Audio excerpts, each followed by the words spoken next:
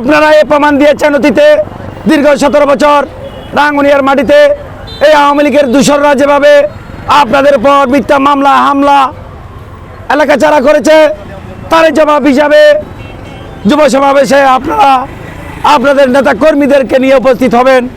মাটিতে আগামী যে যুব সমাবেশ হবে সেখানে আপনাদের অংশগ্রহণ অতি জরুরি, কারণ এই রাঙ্গুনিয়ার সবচাইতে গুরুত্বপূর্ণ পয়েন্ট হচ্ছে পৌরসভা।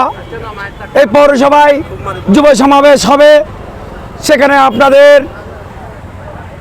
গণ উপস্থিতিতে আপনারা যদি প্রত্যেকটা ওয়ার্ড থেকে শত শত নেতা কর্মীদেরকে নিয়ে যদি উপস্থিত হন, তাহলে যুব সমাবেশ হবে অত্যন্ত সুন্দর এবং সফল।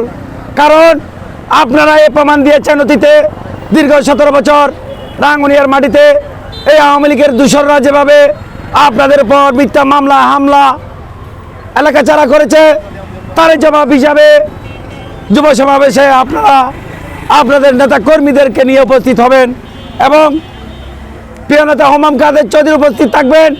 রাঙ্গুনিয়া বিভিন্ন অঞ্চলের নেতৃবৃন্দরা আসবেন, যারা নিবেদিত ত্যাগী তারা বক্তব্য রাখবেন, তিনি তাদের বক্তব্য শুনবেন।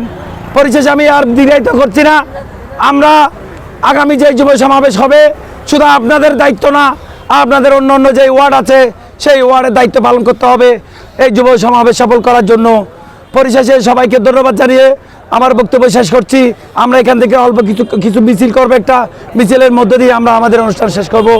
সবাইকে ধন্যবাদ জানাচ্ছি। খোদা হাফেজ। বাংলাদেশ জিন্দাবাদ। আসসালামু আলাইকুম।